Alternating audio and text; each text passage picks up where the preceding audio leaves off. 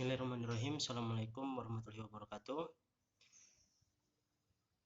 Pertemuan pertama kita ini kita akan membahas tentang tentunya bahasa Indonesia, pembelajaran bahasa Indonesia tentang surat lamaran pekerjaan untuk tingkatan kelas 12 MA. Jadi tentang surat lamaran pekerjaan untuk tingkatan 12 MA.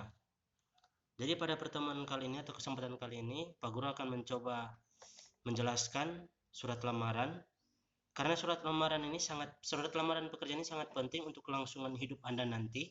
Ketika Anda sudah keluar dari MA, dari sekolah ini, kalian ingin mencari pekerjaan, maka salah satu cara untuk mencari pekerjaan tersebut kalian harus membuat surat lamaran pekerjaan. Adapun penulisan atau cara membuat surat lamaran tersebut, segala sesuatu itu ada yang ditetapkan oleh kantor atau instansi terkait yang ingin Anda lamar. Jadi untuk materi hari ini tolong disaksikan dengan baik dan didengarkan dengan baik. Insya Allah materi hari ini bermanfaat untuk kalian semua. Tentang surat lamaran pekerjaan. Apa sebenarnya surat lamaran pekerjaan tersebut? Surat lamaran pekerjaan adalah sebuah surat yang isinya adalah permohonan yang mana si pemohon ingin memiliki pekerjaan yang dimaksud. Contoh, ketika Alfamart membuka lamaran pekerjaan, nah otomatis kalian harus membuat surat lamaran pekerjaan agar bisa masuk untuk tingkatan seleksi. Ketika Anda lulus berkas dan surat lamaran Anda dibaca, ketika Anda lulus berkas, Anda akan masuk dalam tingkatan yang lebih tinggi lagi. Karena salah satu penentu untuk pekerjaan nanti akan Anda lamar adalah surat lamaran. Surat lamaran tersebut, lamaran pekerjaan tersebut tidak boleh kotor, tidak boleh rusak, dan tidak boleh ada kesalahan sedikit pun. Pahamnya, tidak boleh kotor, tidak boleh rusak, dan tidak boleh ada kesalahan sedikit pun. Jika ada kesalahan sedikit pun, ini berakibat fatal untuk surat lamaran pekerjaan Anda nanti. Nah, berikut bahasa yang digunakan dalam surat lamaran pekerjaan adalah bahasa yang baik, bahasa yang baku, bahasa yang benar. Jadi bahasa yang baku, baik, dan benar sesuai dengan kaidah bahasa Indonesia yang ada. Jadi untuk penulisannya harus sesuai dengan kaidah bahasa Indonesia yang ada. Jangan dicampur-campur. Tidak boleh, oh saya akan menggunakan bahasa asing agar terlihat lebih pintar. Tidak boleh. Jadi harus menggunakan bahasa Indonesia. Di dalam instansi terkait ada yang meminta untuk penulisannya ditulis menggunakan huruf kapital atau huruf besar semuanya, ataupun huruf kecil. Jadi tergantung dari instansi yang diminta. Jadi bahasa yang digunakan sekali lagi bahasa baku, bahasa baik dan benar, dan bahasanya harus mudah dipahami dan dimengerti. Jadi harus mudah dipahami dan dimengerti agar orang yang membaca surat lamaran kita, mereka mengerti dan memahami apa yang kita lamar, apa yang kita tulis. Paham ya? Berikut bahasanya tidak berbelit-belit, artinya DP bahasa itu nyenak kesana kamari. Yang tadinya dia melamar ini, melamar itu, akhirnya kesana kamari itu bahasa. Jadi bahasanya harus seiring, harus berjalan dengan baik DP bahasa. Harus sesuai dengan surat lamaran pekerjaan. Format penulisannya juga, yang pertama dari format tentunya harus rapi ya. Format penulisannya yang pertama harus rapi. Pokok paling penting itu rapi, tersusun dengan baik. Menggunakan huruf kapital secara benar dan baik. Terus harus ditulis dengan tangan ya, terutama harus ditulis dengan tangan juga. Tidak boleh diketik. Pak Guru, saya ingin mengetik surat lamaran pekerjaan, tidak bisa. Surat lamaran pekerjaan harus ditulis tangan, tidak bisa diketik. Paham ya? Tidak boleh kotor, tentunya juga yang sudah Pak Guru katakan tadi. Tidak boleh rusak, tidak boleh ada kesalahan sedikit pun dalam surat lamaran pekerjaan. Jika ada, maka fatal untuk Anda.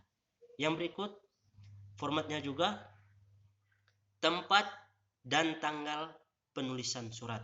Tempat dan tanggal penulisan surat. Biasanya dia terletak di sebelah kanan ketika kita melihat ke surat lamaran pekerjaan tersebut. Artinya kalau di kertas itu terletak di sebelah kiri. Paham ya? Contoh. Ini contohnya ya. Contohnya ini adalah ini yang harus terletak di sudut kanan paling atas. Sudut kanan paling atas ya. Paham ya? Jadi tanggal dan tempat penulisan surat lamaran tersebut harus dengan benar.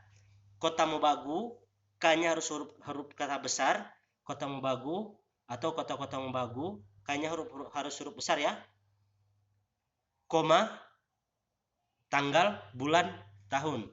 Yang kedua, bagian kedua harus ditulis, langkahi satu baris, lalu ditulis ini. Yang terhormat, atau disingkat menjadi YTH titik, pemimpin personalia PT Indomart atau Alfamart, atau CV Indomart atau Alfamart.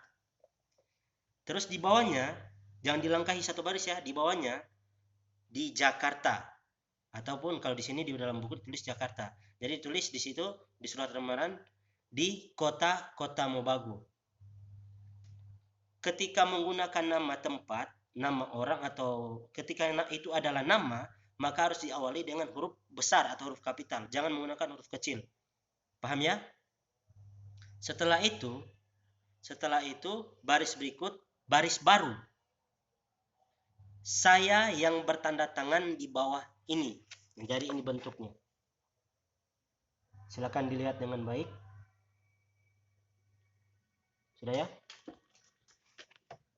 Terus koma, nama, tempat tanggal lahir, jenis kelamin, agama, pendidikan ataupun jurusan, alamat, terus nomor telepon jangan lupa dicantumkan.